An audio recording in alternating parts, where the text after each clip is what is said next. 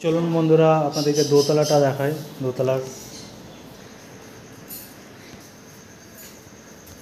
দোতলার এটা ডাইনিং।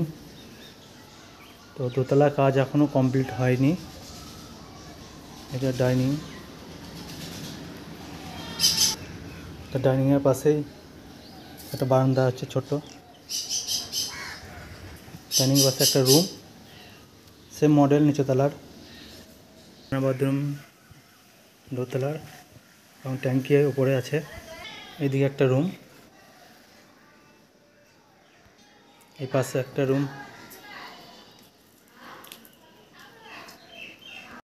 চলুন বন্ধুরা তিনতলাটা দেখাই।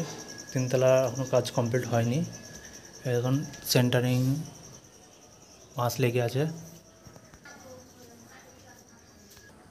তিনতলার কাজ কমপ্লিট, ছাদ ঢালাই হয়ে গেছে। আমাদের আজ কিছুদিন হলো ছাদ ঢালাই, এবং ওপর এখন জল বাঁধা আছে। এদিকে একটা রুম হয়েছে তিনতলার, এবং বাইরের সৌন্দর্যের ভিউটা দেখুন।